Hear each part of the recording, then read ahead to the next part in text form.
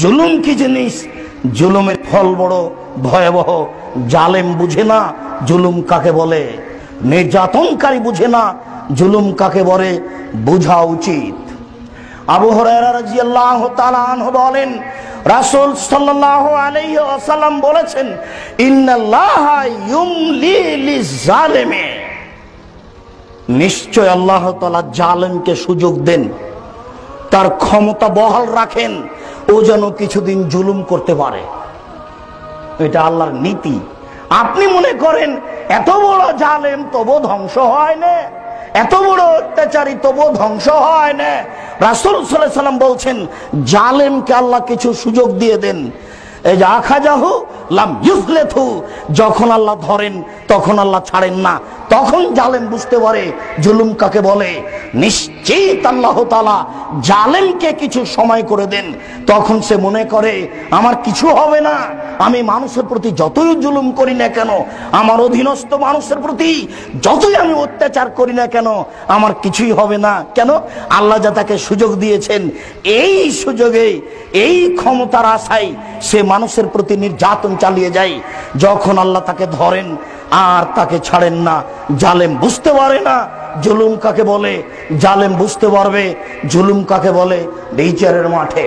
আবু হুরায়রা রাদিয়াল্লাহু তাআলা আনহু বলেন, রাসূল সাল্লাল্লাহু আলাইহি সাল্লাম বলেছেন, মান কানাত মাজলামাতুন ইনদাহু লিআফিহি মিন ইরজিহি আও মিন শাইইন, দুনিয়াতে যদি কারো কোনো ব্যাপারে অত্যাচার থেকে যায়, ধমকিয়েছে সেটা অত্যাচার, গালি দিয়েছে সেটা অত্যাচার, মানহানি করেছে, সম্মান ধ্বংস করেছে সেটা অত্যাচার, মেরেছে সেটাও অত্যাচার, জমি জায়গা লুটে নিয়েছে সেটা অত্যাচার, মিন ইরজিহি, মান সম্মানের হানি করেছে সেটাও অত্যাচার, কোন জিনিস নিয়ে নিয়েছে সেটা অত্যাচার।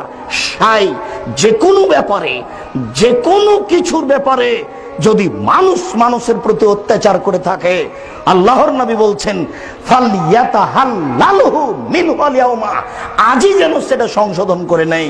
এই ছেলে, সেই জন্য আমি তোমাকে বলেছি, দেখো এই বোকামি কাজ করতে গিয়ে, নির্বাচন করতে গিয়ে, আরো কিছু করতে গিয়ে, ধর্মের কাজ করতে গিয়ে কাউকে ধমক দিয়েছ, মুরব্বীকে বলেছ চুপ থাকেন, আপনি কি বুঝেন, এটাও তোমার হয়েছে অত্যাচার, এটাও হয়েছে তোমার নির্যাতন, আজকেই তার কাছে ক্ষমা নিতে হবে। রাসূল সাল্লাল্লাহু আলাইহি ওয়াসাল্লাম বলছেন, ফালইয়াতাহাল্লালহু মিনহু আল-ইয়াওমা, আজকেই সমাধান নিতে হবে। ওই দিন আসার পূর্বে আল্লাহ ইয়াকুনু দিরহাম ওয়ালা দিনার, যেদিন কোনো টাকা থাকবে না, যেদিন কোনো সম্পদ থাকবে না, যেদিন কোনো অর্থ থাকবে না, যেদিন কোনো সম্পদ থাকবে না, সেই দিনের আগে আগে যে কোনো মূল্যে রিকশাওয়ালাকে এক থাপ্পড় মেরে থাকলে তাকে খুঁজে বের করে তার হাত ধরে ক্ষমা নিতে হবে। কারো মান সম্মানের হানি করে থাকলে, কাউকে অপদস্থ অপমান করে থাকলে হাতে হাতে এখনই তার হাত ধরে ক্ষমা নিয়ে সেটা পূরণ করে নিতে হবে। কেন? ইন কানা লাহু আমালুন ফাউখিযা বিমাজলিমাতিহি, তার যদি ইন কানা লাহু আমালুন সলিহ, ভালো আমল যদি কিছু থেকে থাকে, অত্যাচারী ব্যক্তির, জালেম ব্যক্তির যদি কোনো ভালো কাজ করে থাকে, ভালো কাজ থাকে, অত্যাচারী ব্যক্তি দান করেছে তার একটা নেকি আছে, অত্যাচারী জালেম ব্যক্তি হজ করেছে তার একটা নেকি আছে, অত্যাচারী মানুষের সাথে কোনো কারোর সাথে ভালো আচরণ করেছে তার একটা নেকি আছে। বিচারের মাঠে তার এই নেকি তার অত্যাচার অনুযায়ী নিয়ে নেওয়া হবে, তার এই নেকি তার জুলুম অনুপাতে নিয়ে নেওয়া হবে। যেই পরিমাণ জুলুম সেই পরিমাণ তার নেকি নিয়ে নেওয়া হবে। ফাইলাম তাকুন লাহু হাসানা, তার যদি নেকি না থাকে, তার যদি ভালো আমল না থাকে, এই জালেমের যদি নেকি না থাকে, এই অত্যাচারীর যদি নেকি না থাকে, তাহলে রাসূল সাল্লাল্লাহু আলাইহি ওয়াসাল্লাম বলেন, উখিযা মিন হাসানাতে সাহেবেহি, তাহলে যার প্রতি অত্যাচার করেছে তাকে তার নেকি, তার পাপ নিয়ে নেওয়া হবে।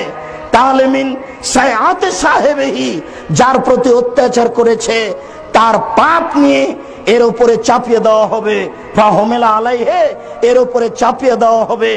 যার প্রতি অত্যাচার করেছে ওই ব্যক্তির পাপ নিয়ে এর উপরে চাপিয়ে দেওয়া হবে। জালেম হবে বড় পাপী আর মাজলুম হবে নিষ্পাপ। জালেম হবে বড় পাপী, মাজলুম হবে নিষ্পাপ। আবু হুরায়রা রাদিয়াল্লাহু তাআলা আনহু বলেন, রাসূল সাল্লাল্লাহু আলাইহি সাল্লাম বললেন, হাল তাদরুনা মাল মুফলিস, সঙ্গী সাথী বলতে পারো নিঃস্ব কাকে বলে? সঙ্গী সাথী বলতে পারো? আল্লাহ নবী বলছেন সঙ্গী সাথী বলতে পারো নিঃস্ব কাকে বলে? আল্লাহ নবী বলছেন সঙ্গী সাথী বলতে পারো নিঃস্ব কাকে বলে? কালু মানলা ফিনামলা দেরহামাওয়ালা মাতা, আমরা মনে করি যার টাকা পয়সা নেই সেই হলো নিঃস্ব। আমরা মনে করি যার অর্থ সম্পদ নেই সেই হলো নিঃস্ব। আমরা মনে করি যার টাকা পয়সা নেই সেই হলো নিঃস্ব। তখন আল্লাহ রাসূল বলছেন, শোনো, আল মুফলিসু মিন উম্মতি, আমার উম্মতের সবচেয়ে নিঃস্ব ব্যক্তি সেই, আমার উম্মতের সবচেয়ে নিঃস্ব ব্যক্তি সেই, আমার উম্মতের সবচেয়ে নিঃস্ব ব্যক্তি সেই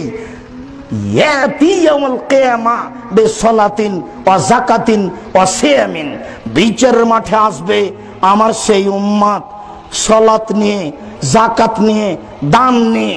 সেই ব্যক্তি উপস্থিত হবে বিচারের মাঠে সালাত নিয়ে, যাকাত নিয়ে, দান নিয়ে। উপস্থিত হওয়ার সাথে সাথে আরো কেউ উপস্থিত হবে, কাদ সাতামা হাজা, ও আকালা মালা হাজা, অসাফাকা দামা হাজা, অজারাবা হাজা। অনেক নেকি সালাতের, অনেক নেকি দানের, অনেক নেকি যাকাতের। ইতিমধ্যে একজন এসে বলবে, এ আমার সম্পদ কেড়ে নিয়েছে। আরেকজন এসে বলবে, এ আমার মান সম্মানের হানি করেছে।